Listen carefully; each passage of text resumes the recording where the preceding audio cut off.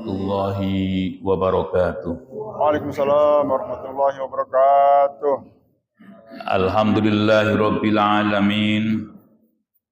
Wassalatu wassalamu ala asrofil anbiya wal mursalin wa ala alihi wa ashabihi wa man tabi'ahum bi ihsanin ila yaumiddin.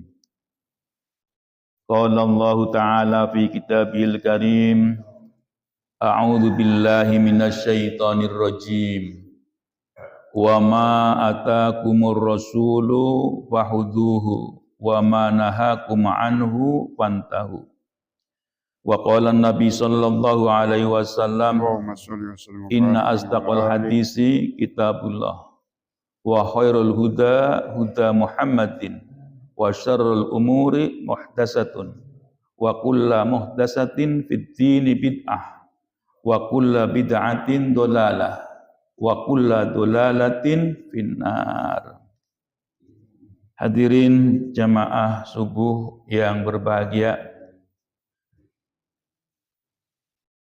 yang saya hormati Bapak Amrih selaku Ketua DKM dan jajarannya, yang saya hormati Bapak Khotib sebagai Imam Tetap. Mudah-mudahan Allah senantiasa memberikan rahmat dan keberkahannya kepada mereka. Amin.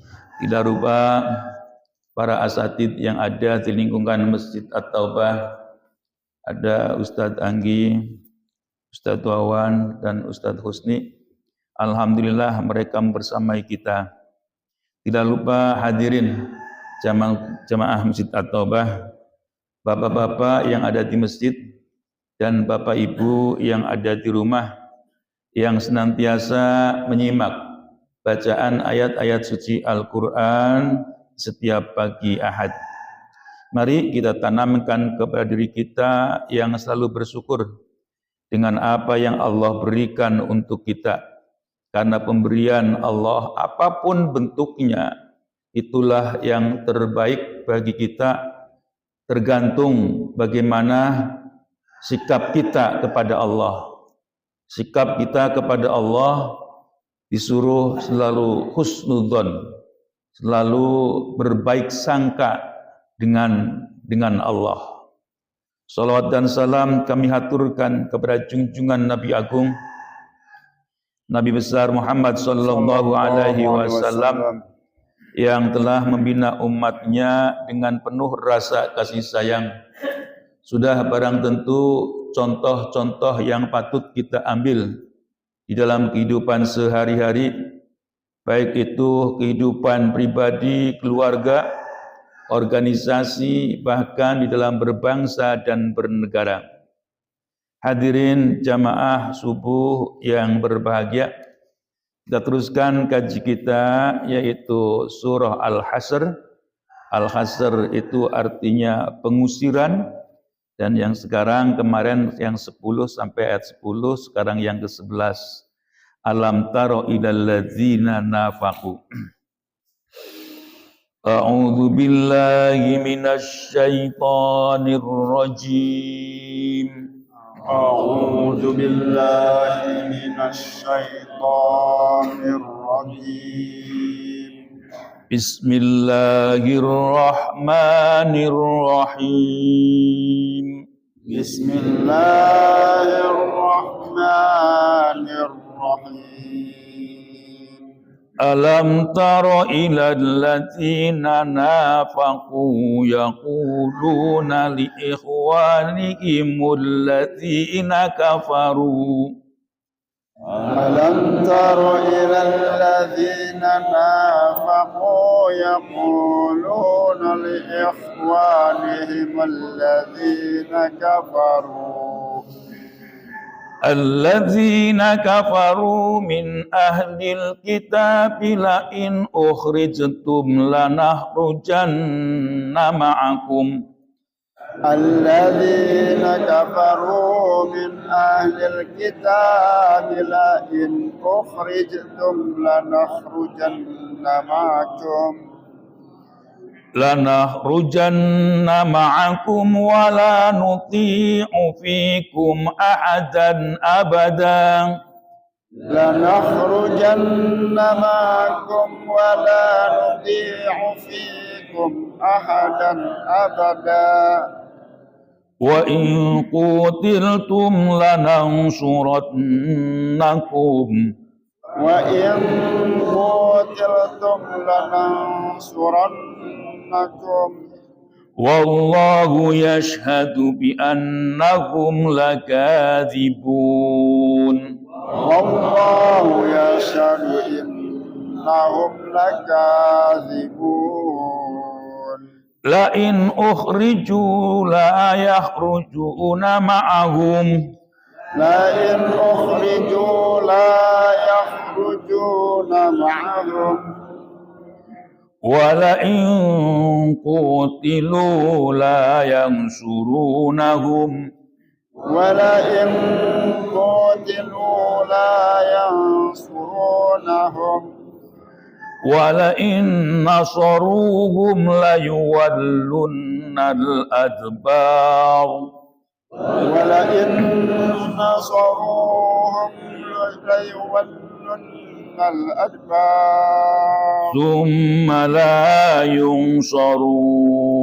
ثم لا ينصرون لأنتم أشد رهبة في صدورهم من الله لأنتم أشد رهبة في صدورهم من الله ذلك بأنهم قوم لا يفقهون ذلك بأنهم قوم لا يفقهون لا يقاتلونكم جميعا إلا في قرى محصنة أو من وراء جذر لا يقاتلونكم جميعا إلا في قرى محصنة أو من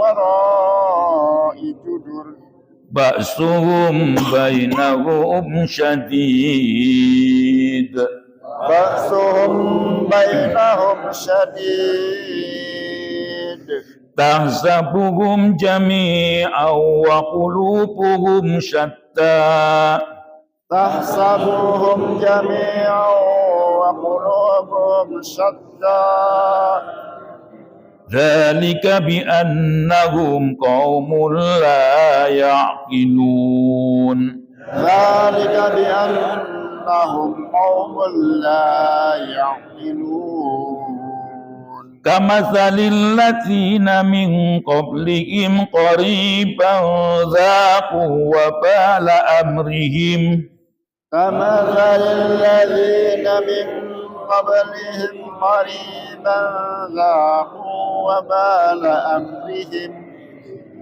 ولهم عذاب أليم ولهم عذاب أليم كمثل الشيطان إذ قال للإنسان اكفر كمثل الشيطان إذ قال للإنسان اكفر فلما كفر قال إني بريء منك إني أخاف الله رب العالمين فلما كفر قال إني بريء منك إني أخاف الله رب العالمين فكان عاقبتهما أنهما في النار خالدين فيها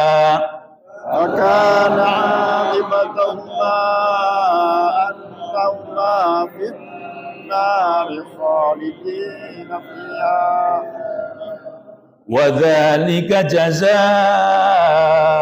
الظالمين وذلك جزاء الظالمين صدق الله العظيم صدق الله العظيم. Sebelum kita membahas ayat-ayat yang telah kita baca bersama, ayat yang sebelumnya yaitu mengkisahkan bagaimana sahabat-sahabat Rasul ketika berhijrah. Jadi kalau kita itu di dalam persaudaraan itu mempunyai tingkatan, Pak.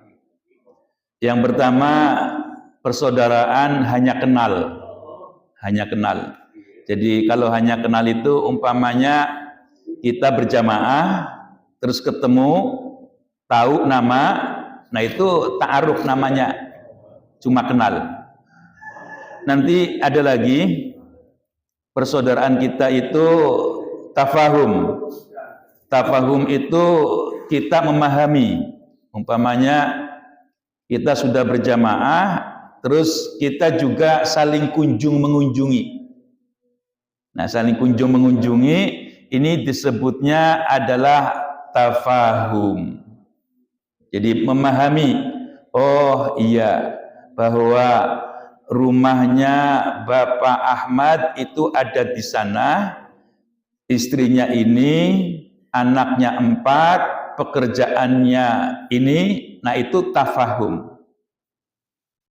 Yang berikutnya yaitu ta'awun.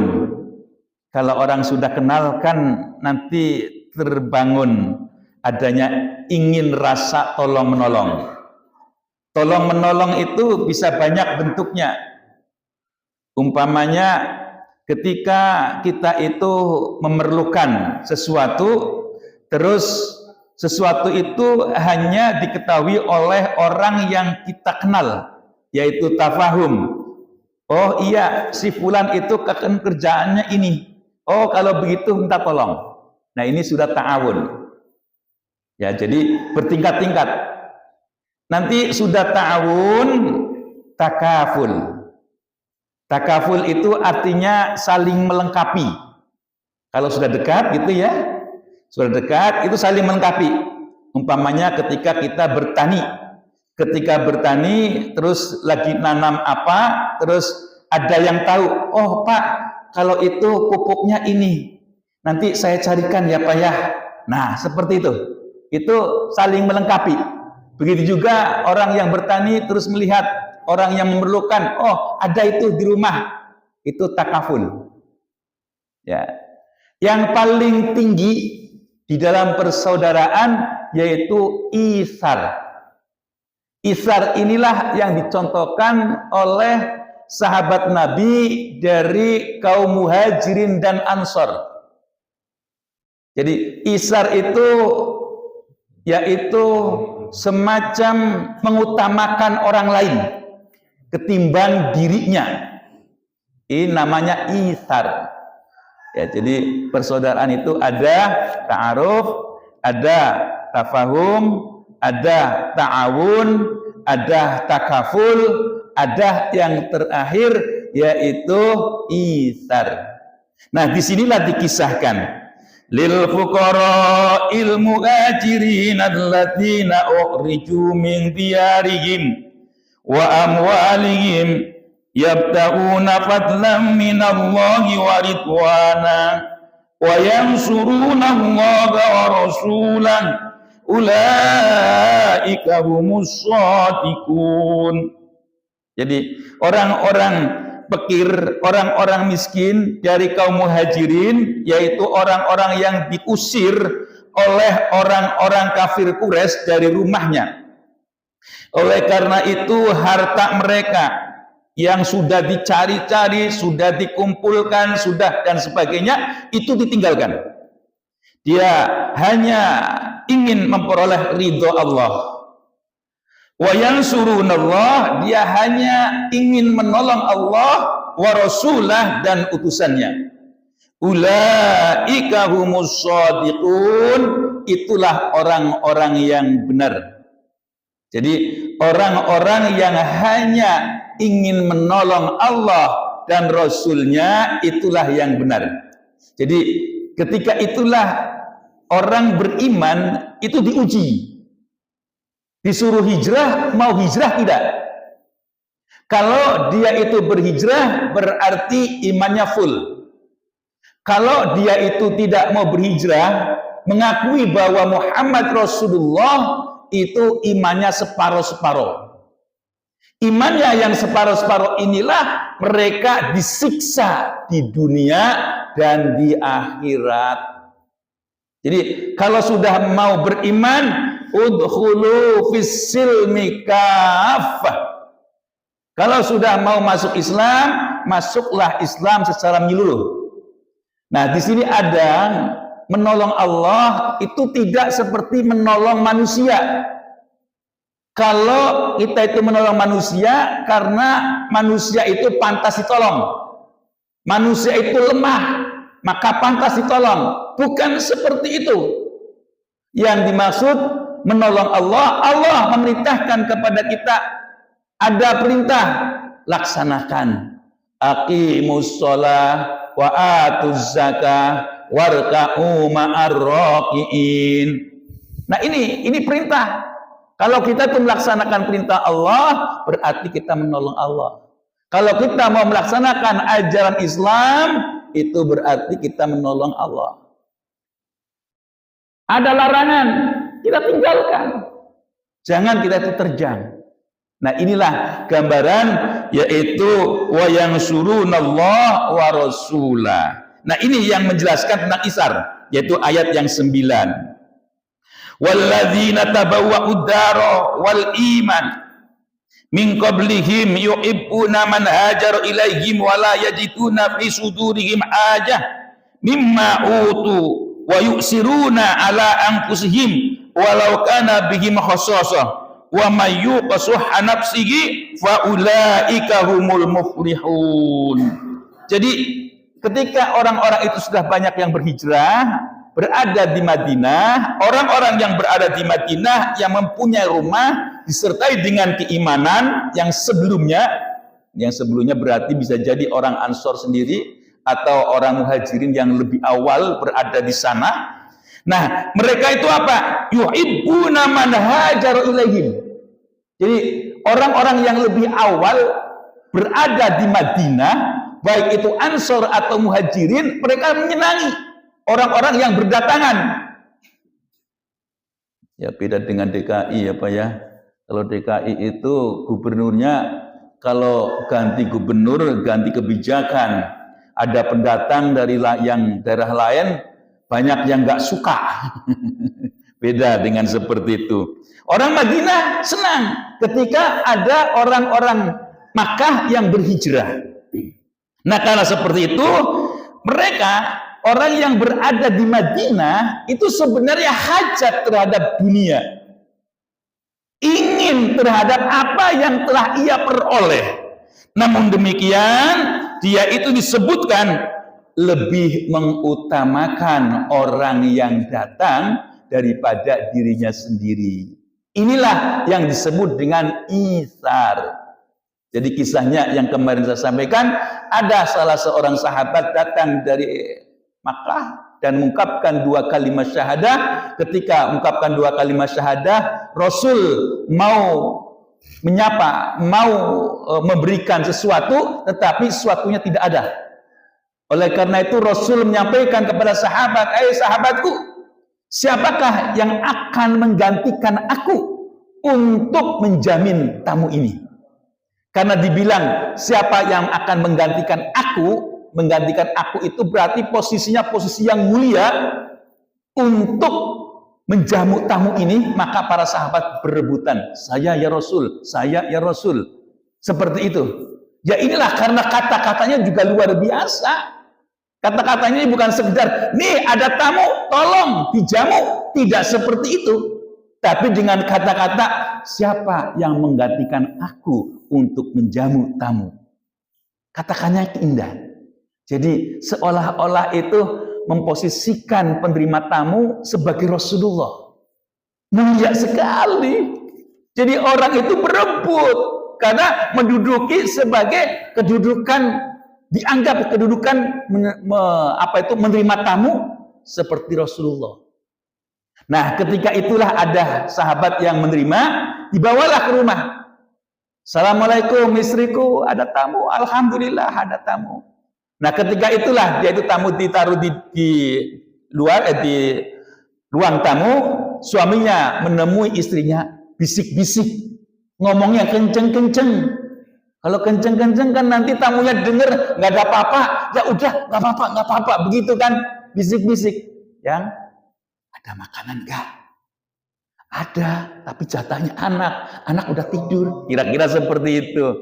Karena seperti itu, ya udahlah, udah tidur ini, kasih aja ke tamu. Nanti kalau ditanya cuma 1, nanti bapak mana? Loh, ya sudahlah, nanti kalau begitu taruh aja, nanti pura-pura saya mengerjakan sesuatu. Nah, berita inilah sehingga turunnya ayat Al-Quran. Jadi kalau asbabun nuzul itu turun, itu biasanya ada sesuatu yang luar biasa. Karena ada yang sesuatu yang luar biasa, maka diabadikan dalam Al-Quran. Sahabat-sahabat Rasul yang mempunyai kelebihan sampai isar, sampai mengutamakan orang lain, turunlah ayat ini. Walladzina tabawwa'ud dar wal imana min qablihim yuhibbuna man hajaru ilaihim wa la yaziduna fi sudurihim hajah. Walaupun di dalam dirinya itu ada keinginan untuk meraihnya. Nah, ini yang terjadi dalam Al-Quran. Sullatum minal awwalin. Yang dulu aja yang sepertiganya, Pak. Yang zaman Rasul itu yang sepertiganya. Minal awwalin, muhajirin. Hanya sepertiganya. Inilah yang dijamin masuk surga. Ya, mereka yang dijamin masuk surga, inilah orangnya. Nah, bagaimana untuk orang-orang kita? Orang-orang tabi'in. Nah, ada contohnya. Ketika khutbah Jum'ah ada keharusan Allahumma ighfir lil muslimin wal muslimat wal mu'minin wal mu'minat al ahya'i minhum wal amwat. Nah, ini. Jadi mendoakan untuk semua orang muslim, mukmin itu wajib, diharuskan, termasuk di dalam rukun. Ya, dalam rukun, di dalam khutbah. Nah, inilah diperintahkan. Oleh karena itu ada gambaran di sini bagi kita. Nah, ini bagi kita itu yaitu tabi'in yang disebut orang yang sesudahnya. walladzina ja'u min ba'dihim. Nah, sesudah mereka yaquluna rabbana ighfir lana wa li ikhwanina alladzina sabaquna bil iman wa la taj'al fi qulubina ghillan lil ladzina amanu rabbana innaka ra'ufur rahim. Habis sholat ya Pak ya, setidaknya kita bacakan ini. Doa untuk diri sendiri, doa untuk orang tua.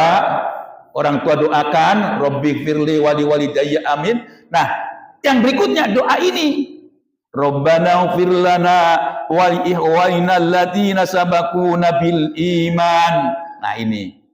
Wala taj'al fi qulubina ghillan lil ladzina amanu. Rabbana innaka ra'ufur rahim. Kita sebagai tabi'in setidaknya saling mendoakan agar kita itu selamat dunia akhirat. Nah, inilah perintahnya. Kalau sudah saling mendoakan, gak ada rasa dengki.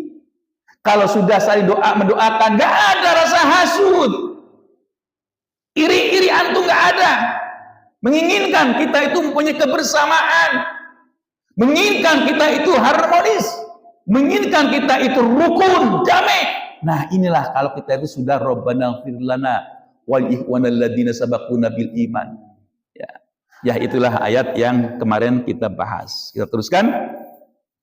Alam tara ilal ladzina nafaqu yaquluna bi ikhwanihim yaquluna li ikhwanihim alladzina kafaru min ahlil kitab. Alam tara, tidakkah engkau melihat ilal ladzina nafaqu kepada orang-orang munafik, yaquluna yang mereka berkata li ikhwanihim kepada saudara-saudara mereka yang sesama munafik, alladzina kafaru yaitu rupanya orang kafir, min ahlil kitab dari ahli kitab, la in ukhrijtum kalaulah kalian itu diusir, lanah rujanna ma'akum, sungguh aku ini akan bersamamu, wala nuti'u fikum ahadan abadan, namun demikian tidak ada yang ngikutin satupun selamanya. Wa in qutiltum apabila kalian dibunuh lanangsurannakum, sungguh aku akan menolongmu. Wallahu yashhadu dan Allah lah yang menyaksikan innahum lakadzibun bahwa mereka itu adalah bohong. Jadi di ayat ini di surah Al-Hasr ini mengkisahkan yaitu ada Bani Nadir ya Pak ya. Jadi orang Yahudi ada Bani Nadir yang ingin membunuh Rasulullah. Ketika ingin bunuh Rasulullah, sudah berencana, malaikat Jibril memberitahukan kepada Nabi Muhammad, hai Muhammad, kamu akan dibunuh. Kamu akan dibunuh. Karena kamu kan sudah membuat kesepakatan di antara mereka yang disebut dengan piagam Madinah, Dustur Madinah. Nah, jadi aturan yang mengatur intern umat Islam, intern orang Yahudi, intern orang Nasrani, intern suku Khazraj, Aus, Bani Nadir, Bani Quraidah, dan yang satu lagi yaitu dari dari orang Yahudi. Nah, di antara mereka itu yang nantinya diusir karena membuat ulah. Yang pertama itu Bani Nadir ingin membunuh Rasulullah. Karena ingin membunuh Rasulullah, maka mereka pun diperangi.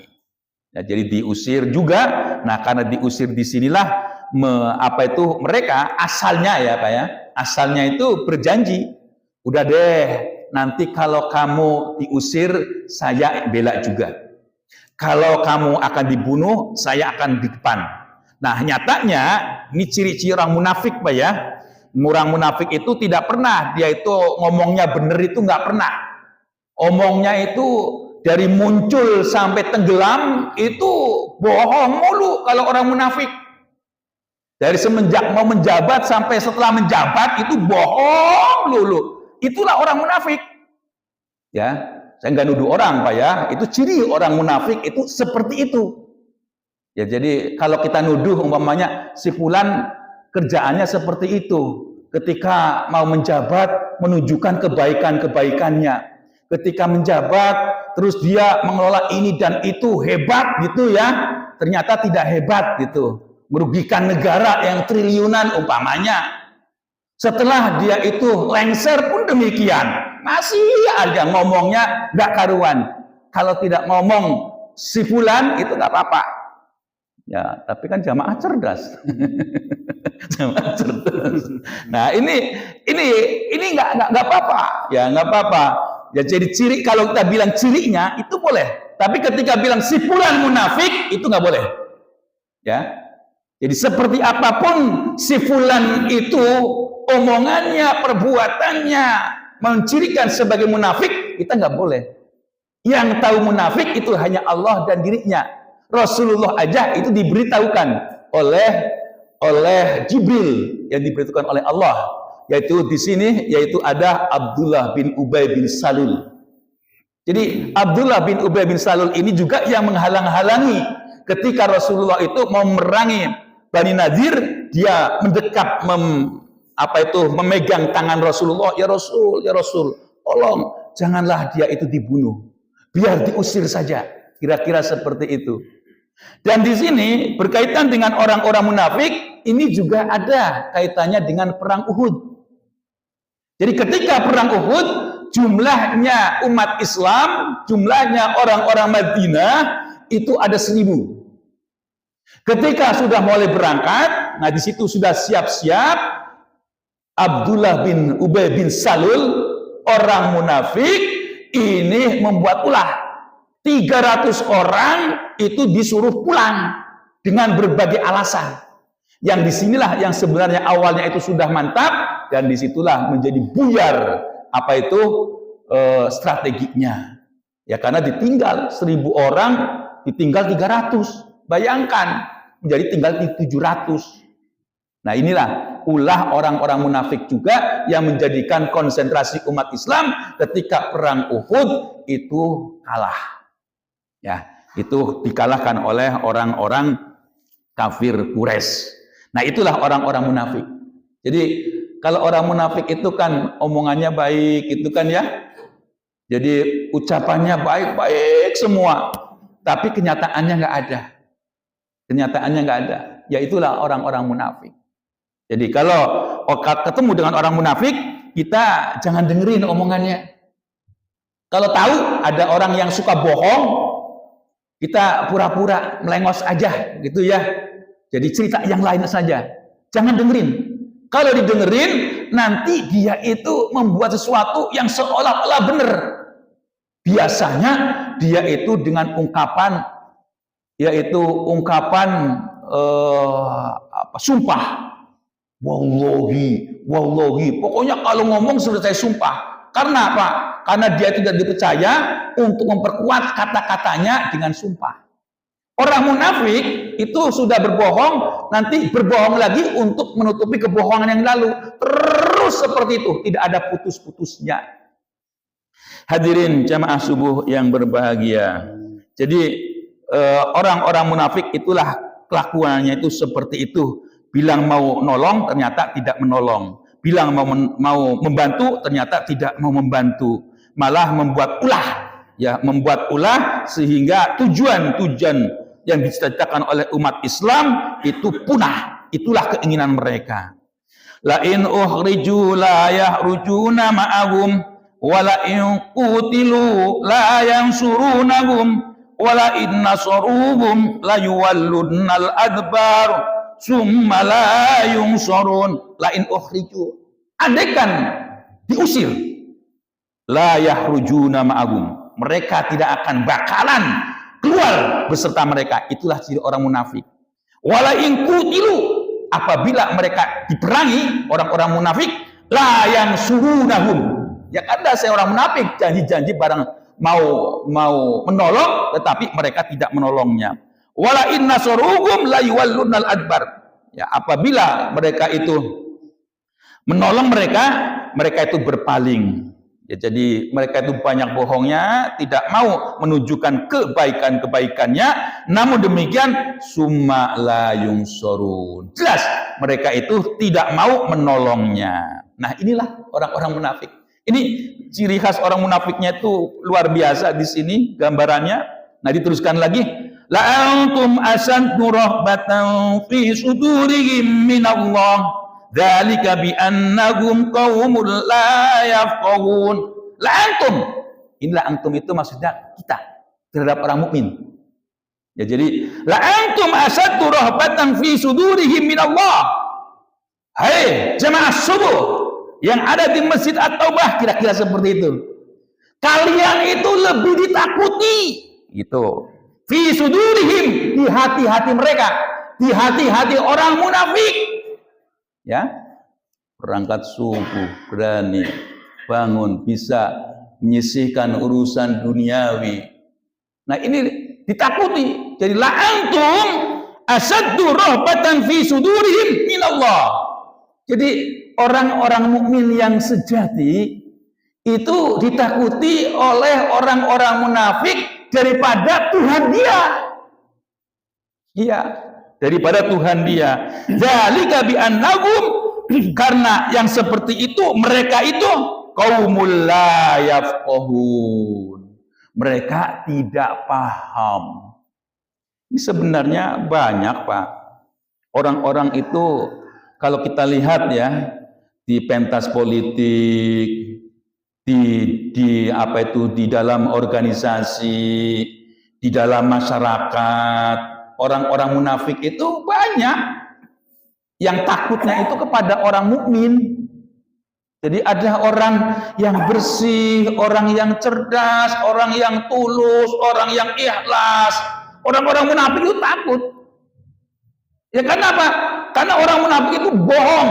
Urusannya itu urusan duniawi saja. Nggak ada orang-orang munafik yang mengurusin ukhrawi, itu nggak ada. Ya kalaupun ada, orang munafik itu mengutamakan keluarganya. Nggak ada orang munafik itu mengutamakan yang lebih besar, itu nggak ada. Inginnya menghancurkan untuk keluarganya lah yang dia itu agung-agungkan. Nah itulah orang munafik. Ya, jadi, tapi kalau zaman Rasul, Pak, ya, memang hidayah itu dari Allah. Kayak Abdullah bin Ubay bin Salul itu punya anak namanya Abdullah juga.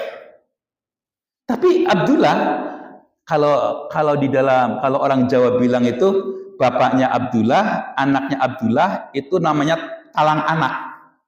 Anaknya sama namanya. Nggak tahu kalau di Jawa Barat itu istilahnya apa, Pak? Bapaknya Abdullah, anaknya Abdullah. Jadi kalau jadi ada Abdullah bapak, ada Abdullah anak gitu. Nah di zaman Nabi pun ada Abdullah bin Ubay bin Salul, nama anaknya Abdullah, itu solehnya luar biasa. Solehnya luar biasa.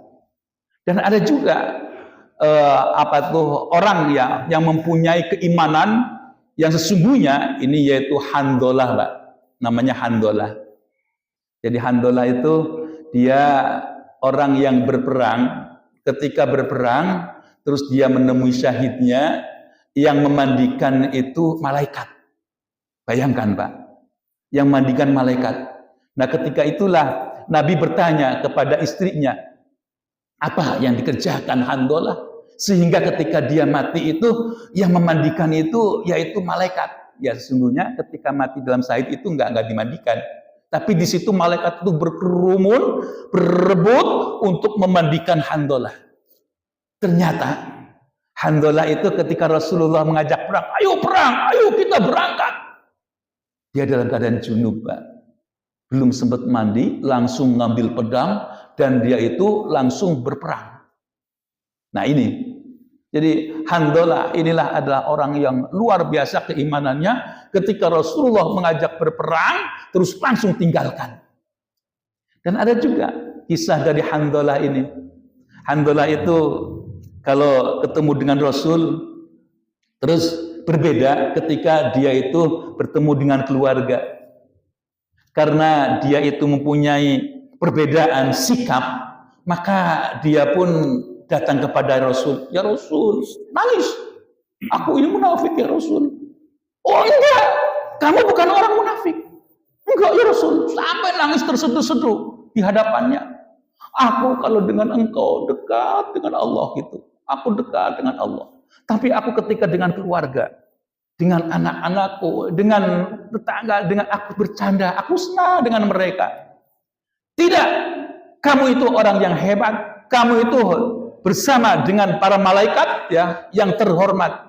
Kalau kamu itu mempunyai kesamaan, mempunyai perbedaan, ya kamu itu di mana-mana, cintamu terhadapku seperti itu, kamu bukan orang.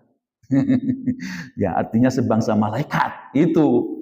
Ya, jadi kan kalau kita kan porsinya itu ya cinta Rasul, iya. Cinta keluarga ya, iya. Memang itu diperintahkan. Cinta kepada istri, ya iya. Memang itu diperintahkan. Ya itulah manusia.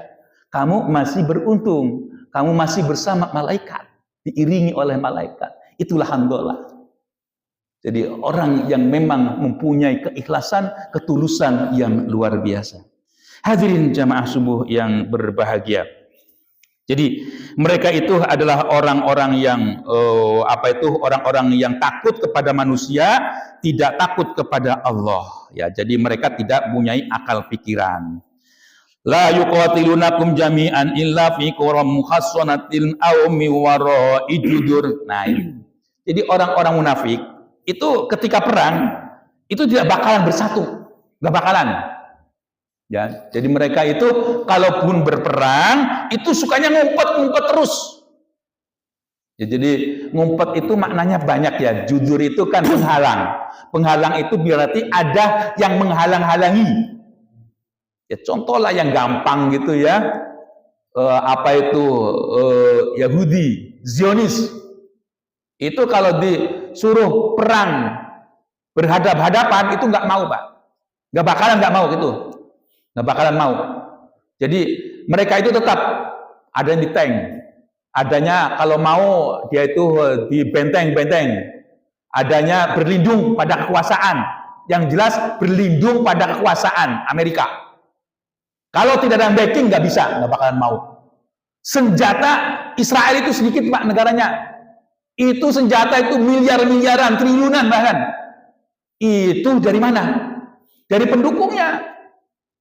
Ya kalau lihat wilayahnya ya kecil, tapi karena ditopang, dia ditopang oleh Inggris, oleh Jerman, oleh Amerika. Nah inilah, yaitu adanya di belakangnya.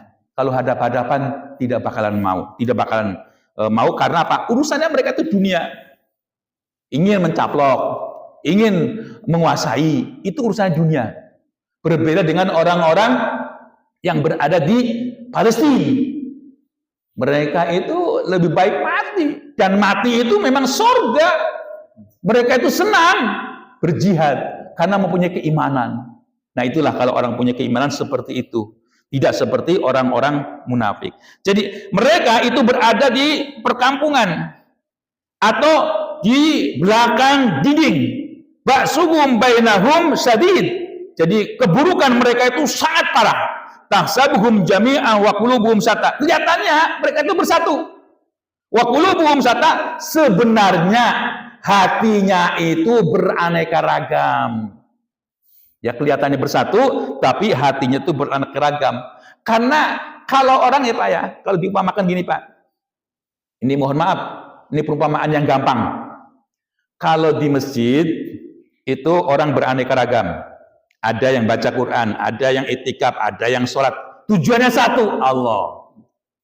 Nah itulah kalau di masjid. Kalau orang berpolitik, kelihatannya kumpulnya satu. Kelihatannya ya. Ya kan ketika dia itu berkampanye, satu warna, satu nomor, satu. Nah, itu satu kelihatannya. Ketika sudah duduk, wa qulubuhum syatta. Mereka itu sikut-sikutan, Pak. Jangan dikira. Aku bagian mana? Aku bagian ketua, aku bagian komisi. Kalau nggak bagian komisi, ya udahlah upahnya aja lah. Komisinya bagiannya. Nah ini, kalau politik seperti itu sebenarnya. Nggak ada yang sebenarnya memperjuangkan rakyat, nggak ada. Nah itulah buktinya. Negara kacau karena apa? Karena perwakilannya tidak sejalan dengan rakyatnya. Tapi kalau diarahkan, nah, di sana ada politik uang, terus ngikutin. Ya inilah. Jadi kebijakan kita itu sudah dibeli. Nah, ya karena Pak, anggota DPR modal dari mana? Dari konglomerat. Ya sudah, nanti ada yang jual rumah, ada yang jual tanah, macam-macam. Kalau sudah didudukan, bagaimana mengembalikan?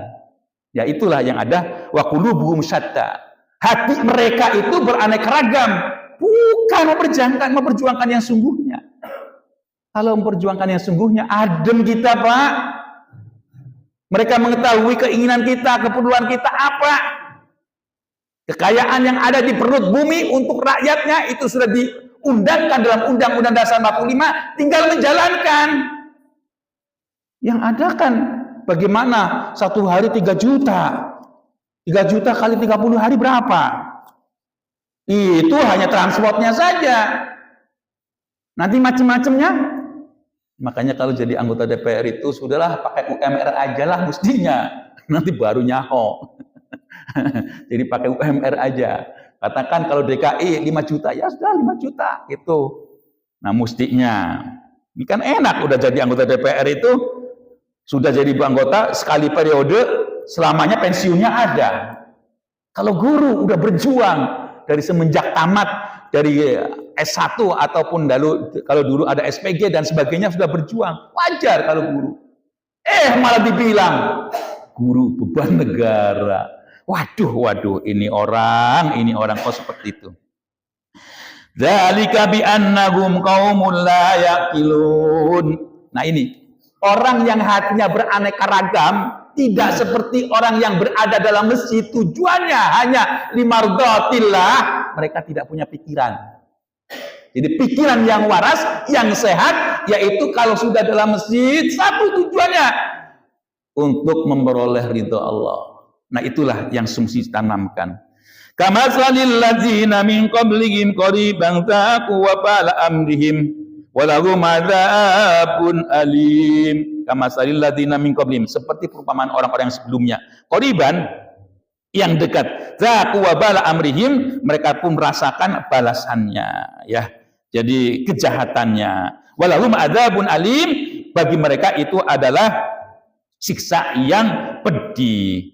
Diumpamakan lagi orang-orang kafir, orang-orang munafik ketika mengajak kita, kamatsali syaitani idz qala lil insani kfur falamma kafara qala inni bari'um minka inni akhafullah rabbal alamin. Kamatsali syaitan, seperti syaitan idz qala, ketika dia berkata lil insani, kepada manusia, ukfur, kafirlah kalian. Falamma kafaro, ketika dia itu kafir, qala, setan itu berkata, inni bari'um minka, aku lepas darimu. Inni akhafullah, aku takut kepada Allah. Ya apa? Rabbal alamin, yaitu yang pemelihara jagat raya. Kalau ini ada tafsirnya, yaitu yang diumpamakan ketika Qabil dan Habil, ya Pak ya. Qabil dan Habil itu nafsunya sudah tinggi, terus dia itu membunuh Habil. Ketika dia itu membunuh, terus dia itu nyeselnya luar biasa. Jadi ketika membunuh itu didorong oleh setan. Nah ketika setelah membunuh, maka setan pun menyatakan, inni bari'un minka, aku tidak termasuk yang membunuh, karena aku sendiri takut kepada Allah. Jadi ini kalau kita umpamakan, kalau kita berbuat maksiat Pak ya ingat-ingat aja lah, koreksi, muhasabah. Tapi jangan diceritakan Pak ya. Kalau umpamanya kita telah berbuat salah, jangan bangga. Kadang-kadang orang ada bangga, membuat kekeliruan terus cerita kepada orang lain. Dulu waktu saya muda, itu orang segebas semua. Aduh, jangan seperti itu. Ditiru, dapat ininya juga. Jangan cerita. Sejawara apapun dulu kita, jangan. Ya jangan, kadang-kadang merasa gagah ya Pak ya. Saya memukul Anuk sampai dia itu jatuh, nah seneng gitu. Jangan diceritakan. Jadi semua kekhilafan, ya, semua kekeliruan kita yang telah kita lewati, jangan diceritakan. Jangan, tidak baik. Nah ini yang kadang-kadang bangga. Ya, jadi kekeliruan kita, ya sudah, hilangkan saja, ganti dengan kebaikan-kebaikan. Nah, setan itu seperti itu. Jadi ketika orang itu sudah berbuat sesuatu, maka dia pun akan meninggalkannya. fakana aqibatahuma annahuma fitnari khalidaini fiha wa dzalika jazaa'ul zalimin. Fakana akibatahuma, maka dari keduanya itu orang yang digoda dan yang menggoda, yaitu manusia dan setan, annahuma finnar, bahwa keduanya itu di dalam api neraka, khalidina, kekal, fiha, dalamnya, wadzalika, yang seperti itu, jazaa'ul zalimin, balasan untuk orang-orang yang berbuat zalim.